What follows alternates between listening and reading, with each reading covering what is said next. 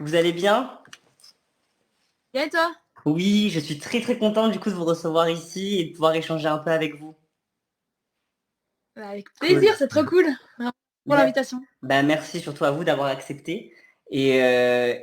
Commençons par le commencement. Tout d'abord, présentez-vous pour ceux qui ne vous connaîtraient pas et qui n'auraient pas encore entendu votre musique. Donc en gros, on est un duo de pop. On est belge, on vient de Bruxelles. Et que dire de plus, on a 23 ans et super content d'être là. C'est vraiment, franchement, encore une fois, merci d'avoir accepté l'invitation. Et pour ceux qui ne me connaîtraient pas, moi c'est Yana, je suis créateur de contenu sur TikTok, sur Brut et sur Instagram. Et je fais pas mal de chroniques sur l'application de Brut. Donc voilà, je suis très content d'être avec vous aujourd'hui. Tout d'abord, est-ce que vous pouvez me qualifier votre musique? Enfin, vous l'avez dit du coup, mais vous expliquer un peu la vibe, ce que vous voulez faire ressentir au public, vos aspirations. Bah du coup, on peut décrire notre musique comme étant de la pop. Et je pense qu'on y ajoute évidemment des touches personnelles. Comme, Antoine, il a fait pas mal de classiques avant de faire la pop. Il en fait toujours aussi. Bref, c'est un pianiste de base, donc il y a quand même ces influences-là. Et puis, à côté de ça, on écoute aussi beaucoup de musique qui vient plutôt en anglais. Je pense à Ouais. Labrinth ou à Billie Eilish. Des grosses rêves pour nous. Ok. Et du coup, vous nous avez dit que vous étiez un duo. Comment est-ce que vous vous êtes rencontrés? En fait, c'est une histoire assez marrante parce qu'on s'est rencontrés dans une montgolfière. C'est une rencontre assez hors du Incongru. commun. Ouais, en gros, on était en vacances et on s'est rencontrés dans cette même montgolfière et bref, ça a cliqué. Et on s'est rendu compte qu'on aimait bien la musique tous les deux. Et en fait, je pense que c'est en genre 2018 qu'on a vraiment commencé à lancer un groupe. Ouais, en tout cas, on s'est rencontrés là, mais après, en fait, on vivait dans la même ville et j'ai plein de trucs Ouais, c'est après. ça. Mais la rencontre est assez... C'est assez incroyable. C'est vrai, c'est assez atypique comme rencontre, mais c'est une super anecdote. Mais du coup, pourquoi Colt? Ça a une référence Pourquoi avec la quoi? montgolfière ou pas du tout? Non, ça aurait pu. C'est vrai qu'on aurait pu. Mais non, non, c'était en Alsace, donc on n'allait pas s'appeler Alsace. Mais en gros, moi, je m'appelle Pauline et Antoine, il s'appelle plus communément Toitoine, c'est un peu son nom d'artiste. Et du coup, quand on a commencé à faire du son ensemble, on s'appelait simplement Colline et Toitoine. Super bonne idée. Et on a fait des sons comme ça pendant 2-3 ans. Et un jour, on s'est dit, bon, maintenant, il est temps de... C'est maintenant ou jamais, quoi, pour changer de nom et essayer de trouver quelque chose qui nous correspond mieux que juste nos prénoms. Et donc, on a simplement... Le nom, on l'a rapetissé. Euh, Au lieu d'être en, je crois, 13 lettres, maintenant, c'est 4 lettres. C-O-L-T, Colt. Et voilà. Ah, moi, je trouve par contre que ça sonne super bien. Vraiment, c'est impactant, on le retient très facilement. Moi personnellement, je trouve que c'est un super nom. Enfin, c'est comme mon avis. Trop bien, merci. Et du coup, vous avez fait un single récemment qui a fait un buzz incroyable avec plus d'1 million de streams, 1,7 million, si je me trompe pas, peut-être même Ouais. plus. Comment est-ce que vous l'avez vécu? Et là, je crois qu'on a 1,9, donc c'est un truc de malade mental. Bientôt deux. Et ouais, c'était juste... En fait, nous, je sais pas, la manière dont on prend les choses, c'est un peu... c'est que du bonus et tant qu'on prend la musique qu'on aime, c'est bon. Et donc là, c'est juste une méga joie de voir autant de gens qui accueillaient notre musique, qui, euh, qui kiffaient, quoi. C'est trop bien. C'est Ouais. juste beaucoup de reconnaissance pour ça. Et du coup, le single s'appelle Insomnie. C'était quoi le message que vous vouliez faire passer à travers ce son? Est-ce qu'il y avait un sous-texte? Ouais, c'est nouveau moi qui vais prendre la Ouais. parole. En gros, cette chanson, elle parle des techniques que je peux faire parfois. Mais là, je me pose la question de me dire, tiens, si en fait, au lieu de m'embêter dans mon lit, dans mon merdet, si je m'habillais pour voir ce qui se passe en fait à ces heures-là. Et du coup, dans cette chanson-là, je parle de tout ce qui se passe la nuit, de cette espèce de vie parallèle qui a la nuit avec d'autres dans la rue, d'autres choses à faire, découvertes. Il y a un tas de choses inconnues la nuit et c'est de ça que je parle. Surtout à la fête, là. En tout cas, on ressent vraiment quelque chose. Moi, je l'ai écouté plusieurs fois et vraiment, ça nous attrape. Moi, il y a d'autres sons aussi que j'ai écoutés, enfin, un son que j'ai vraiment adoré, La Salle aux Lumières, je crois que c'est La Salle aux Lumières, c'est ça. Ouais. Et ce son-là, vraiment, il y avait un côté très ésotérique, très mystique en fait. Enfin, moi, j'aime bien tout ce qui est un peu, enfin, un peu du genre pomme. Pomme, c'est vraiment ma came. Et je sais pas, il y avait quelque chose d'assez ésotérique dans ce son-là. Et vraiment, je l'ai stream, je crois que j'ai dormi avec hier. Parce que je l'ai mis en boucle. Parce que vraiment, il y avait ce côté très, enfin, ouais, très mystique. Enfin, c'était quoi vos intentions? Quelles sont vos intentions lorsque vous faites des sons? Qu'est-ce que vous voulez apporter par rapport au public? Quelle est votre nouveauté? Je pense qu'en fait, c'est assez instinctif. On n'a pas vraiment une idée de la tête comme ça, un plan machiavélique. C'est plus, en fait, au moment où on compose, on, on essaye plein de choses, simplement, autant musicalement qu'avec les paroles pour Colline. Et, euh, et je pense que c'est là, en fait, c'est Colline qui a commencé la chanson. Elle est directement venue me voir avec les paroles qui étaient déjà presque toutes écrites, en fait. Euh, et, euh, et ça m'a vraiment touché. Le texte, c'était vraiment aussi la première fois que c'était super personnel de la part de Colline, parce que il faut savoir que aussi, avant on chantait en français, et c'était le premier texte qu'elle me montrait en français. Donc c'était beaucoup plus personnel, et donc ça m'a aussi donné envie de faire une instrumentation qui est, comme tu peux le dire, un peu mystique, où tu vois, déjà, il y a pas de percussion, c'est vraiment une musique toute douce. euh, et oui, avec des grandes envolées de guitare. Enfin, ouais, le but, c'était vraiment d'un peu mettre en valeur les émotions que Colin avait déjà dans sa voix, mais par la musique, quoi. Alors, en tout cas, et du coup, si je comprends bien, dans votre duo, c'est Colline qui chante et toi, du coup, tu fais tout ce qui est instru et le son derrière, c'est ça? Ouais, c'est ça. Ok. Ouais. Parce que moi, oui, parce que du coup, j'avais aussi une petite question à vous poser par rapport, parce que j'ai vu, enfin, j'ai écouté surtout tous vos morceaux et j'ai vu qu'à un moment donné, vous faisiez beaucoup de sons en anglais.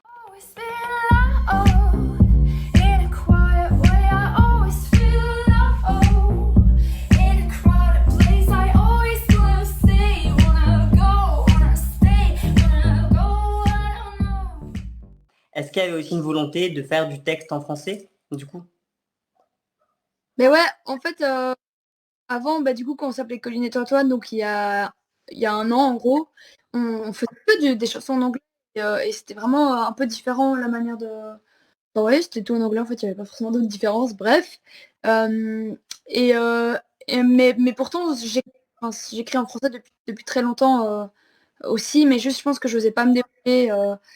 Et je trouvais ça dur d'écrire en français et j'avais besoin, ouais, je sais pas, d'être prête. Et du coup, ça a mis beaucoup de temps à venir et c'était justement avec la chanson aux Lumières que tu as mentionné juste avant que cette porte s'est ouverte et Lumière raconte mon histoire d'amour, elle raconte mon comique. Et c'est toutes des choses super intimes qui m'ont permis, enfin, une fois que ça s'est posé, j'ai pu me dévoiler encore plus. Mais il y a une vraie sincérité dans vos sons, je trouve. Il y a un vrai côté, il y a un vrai truc émotionnel. En tout cas, moi, par exemple, La Salle aux Lumières, j'ai mis dans mes favoris parce que vraiment, ça, elle va plus me quitter cette chanson. Vraiment, j'ai un coup de cœur dessus. Et j'ai aussi beaucoup, du coup, écouté vos musiques en anglais. Et je crois que c'est l'album qui s'appelle Soma, c'est ça? Si je dis pas de bêtises. C'est ça, ouais. Ouais, incroyable. Enfin, vraiment, moi, je l'ai stream du début à la fin et j'ai trouvé juste oufissime. Enfin, tous les sons. Je crois qu'il y a un son, j'ai peur de mal le dire, c'est Ohé Ohé, je crois. C'est ça? Et Oa et Oa. Ouais, voilà. Mais enfin, ça a été une découverte. Vraiment, j'invite tous les gens à aller stream toutes vos musiques parce que vraiment, il y a vraiment un truc hyper ouais, émotionnel, hyper sensible et en même temps, il y a un petit côté mystique. Enfin, moi, enfin, c'est ma sensibilité peut-être qui l'a pris comme ça, mais il y a vraiment quelque chose de super fort et voilà, je voulais juste vous dire incroyable. Enfin, je suis grave deg de pas vous avoir connu avant en fait. Enfin, tant mieux. Du coup, mais il y a vraiment quelque chose et j'espère que tout le monde écoutera vos sons et enfin, vous avez une mine d'or, réellement. Enfin, c'est mon avis. Voilà. Est-ce que vous avez des projets futurs aussi, du coup? Ouais. Ouais, là, en fait, justement, comme on revient un peu en français, on a tout un stock de chansons qui sont belles et qui sont maintenant toutes en français. Et en fait, on va les sortir avec un deuxième EP du coup, qui sortira juste après cet été, et dans lequel il y aura notamment un seul et la salle aux lumières. Et donc là, Oublie pas, oublie Julie, pas. oublie Oui, c'est pas. vrai en fait, parce qu'on a sorti un single il y a même pas une semaine ou bien un peu plus. Ouais. Bref, très récemment, c'est c'est aussi une chanson d'amour. T'aimerais tellement que je t'écrive une chanson d'amour. Ah, mais tu sais aussi mon horreur des discours. Ah, pas besoin de manière quand je peux te le dire tous les jours. Oublie pas que c'est dans tes bras que j'ai trouvé les réponses aux questions qu'on se pose pas. Si on est heureux et qu'on se suffit, on ose y croire. On pose les fondations, on espère une longue histoire. Oublie pas, c'est tout ce qui compte. Qu'en fait, Colline a, a justement écrite avant la salle lumière. Elle n'osait pas encore montrer qu'elle écrivait en français, et donc ça parle un peu justement du fait qu'elle n'ose pas chanter de ses Des chansons sentiments, d'amour. etc. Et donc ouais, c'est une Je chanson suis, d'amour. je suis une timide, moi. Ouais, c'est ça. Donc c'est marrant parce que c'est une chanson d'amour qui parle du fait qu'elle faire des chansons d'amour. Et puis après cette chanson, bah il y a eu la salle aux lumières qu'on a sortie du coup avant. Voilà. Et vous avez des dates de tournée? Vous allez faire des concerts?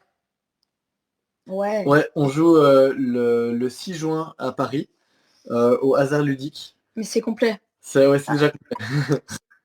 Seule date qu'on fait en France pour l'instant, il y a des chouettes qui arrivent, mais plutôt après l'été. Mhm. Sinon, on fait pas mal de festivals en Belgique. En Mais fait, du coup, ouais. on a eu la chance que c'est vraiment avec Insomnie que d'un coup on a eu plein de nouveaux publics en France. En fait, maintenant le temps de tout mettre en place, etc. Je pense que les concerts en France vont arriver début 2024 ou fin 2020. Mais ça arrive, donc c'est trop chouette. Bah, hâte On que a trop le hâte. public français puisse venir vous écouter en live. Il y avait aussi Bah ouais, de ouf. une question par rapport à est-ce qu'il y a des messages que vous voudriez, des messages ou des thématiques que vous voudriez aborder dans vos futurs sons qui vous touchent particulièrement? Bah déjà, le truc qui nous pas, je pense directement à un titre qu'on a déjà sorti qui nous tient hyper fort à corps, c'est un truc qui s'appelle Anyway, on parle de la crise climatique et plutôt surtout de comment les jeunes gèrent cette espèce d'été qui est un peu constante. Et du coup, on a écrit un titre là-dessus en collab avec un groupe de jeunes belges qui s'appelle Climate. Et eux, ils se battent tous les jours pour ça. C'est eux qui ont lancé les premières marches climat à Bruxelles. Et du coup, c'est aussi maintenant des bons amis à nous. Donc, je pense qu'il y aura encore des sons qui parleront de ça. Et c'est un truc que nous, pour lequel nous, on a vraiment envie de porter notre voix. Il y a d'autres trucs auxquels tu penses? Après, de nouveau, ça revient un peu à ce qu'on parlait tout à l'heure du fait que on prévoit pas tout le temps à l'avance. Il y a aussi une part de ça se fait sur le moment, au moment où on se met devant l'ordi pour écrire ou devant l'ordi pour composer. Pour moi, il y a un peu ce qui vient naturellement, et c'est difficile de dire à l'avance ce qui va sortir, mais notamment oui, je pense que comme c'est un sujet qui nous touche beaucoup, il va ressortir à un moment ou à un autre, mais pas quand, quoi. En tout cas, j'ai hâte de découvrir tous vos nouveaux projets et de réécouter et de restreamer, je le redis, toutes vos musiques. J'espère que le public sera aussi à l'affût. Est-ce qu'il y a des artistes avec qui vous aimeriez faire des collabs ou faire des feats? Mais on arrête de dire, on dit souvent This Is, Ouais. le rapport This Is. Mais qu'est-ce qu'on pourrait dire de plus original? Je sais pas. Moi, en ce moment, je saigne une artiste qui est hollandaise, qui s'appelle Frauke. Donc, c'est de la musique en néerlandais, quoi. Et j'aimerais trop avec elle, c'est marrant de mélanger les langues. Ouais, ça me ferait bien triper. Et sinon, si on peut voir les choses en grand, bah, je parlais de Billie Eilish au début du live. Si elle veut faire un feat, moi, je suis pas contre, quoi. Elle peut me contacter. Mais franchement, moi, je comprends pas. Je sais pas en fait. Mais pour moi, vos sons, ils sont tellement. Ils passeraient outre-Atlantique en fait. Genre, J'espère vraiment que ça va passer outre-Atlantique et qu'ils pourront écouter ce que vous faites parce qu'il y a vraiment quelque chose d'incroyable, enfin, je trouve. Moi, il y a un autre duo, il y a un autre duo avec qui j'avais fait une interview qui s'appelle Make Sense. Je sais pas si vous les connaissez, mais je pense que vos univers pourraient grave match. Enfin, c'est mon intuition. Mais vraiment, il y a quelque C'est quoi chose. son nom? Make Sense. Ok, j'irai voir. Je vous Mais ferai tu un- parlais de l'outre-Atlantique, mais c'est trop cool. L'année passée, on a été faire quelques concerts là-bas. Ouais, C'est trop bien. on a eu cette chance. aux Mais c'était États-Unis. Ouais, Waouh! mais c'était des tout petits concerts. Ah ouais, mais c'est génial. C'était comment? C'était très américain. Mais ouais, c'était vraiment une aventure parce que déjà c'était la première fois qu'on faisait un voyage aussi long pour faire un concert en fait. Donc déjà c'était toute une aventure. On essaie de prendre l'avion. Du coup c'était toute une galère de transporter les instruments. Et une fois là-bas en fait on était super ravis de voir que les gens accrochaient autant à notre musique que en Belgique peuvent accrocher. Aussi cette crainte que comme on chantait en anglais devant des anglophones, alors que nous on ne l'est pas forcément, mais ils ont tous apprécié, ils ont dit que Colline avait un très bon accent, donc ouais, vraiment c'était une grosse aventure. C'était chouette. Mais surtout, en fait, au final, plus au son en français, je crois. Il y a une romantisation du français. Ils aiment bien nous entendre parler français. Oui. Ah mais oui, mais les Américains et les Anglais adorent notre si bel accent français. Enfin, Ouais, avec ils sont fans. In Paris, Mais est-ce que vous voyez une différence entre du coup le public belge, le public français et le public américain? Est-ce qu'il y a une différence dans l'approche? clairement, ouais, moi je dirais. Le public américain, je trouvais qu'ils écoutaient très silencieusement, mais après le concert, ils venaient tous nous voir. En Belgique, euh, le public belge il crie fort, ils font plein de pogo. Enfin, vraiment, ils sont très explosifs et on trouve que c'est une écoute plus attentive, très, je sais pas, je veux dire critique presque, tu sais, de genre, mais une fois qu'ils se valident, là, t'es bien, tu vois. Ouais. Mais ouais, tous les publics sont. Il y a un peu des cultures dans les publics. Ouais, oui, oui, clairement. Et du coup, vous êtes lancé sur les réseaux, enfin sur TikTok, par exemple. Enfin, à chaque fois que je parle à des artistes sur Brut, je leur dis, mais franchement, TikTok, c'est une mine d'or pour faire qu'un son qui nous tient à cœur devienne viral. Genre, je sais pas si vous avez un TikTok. Ouais.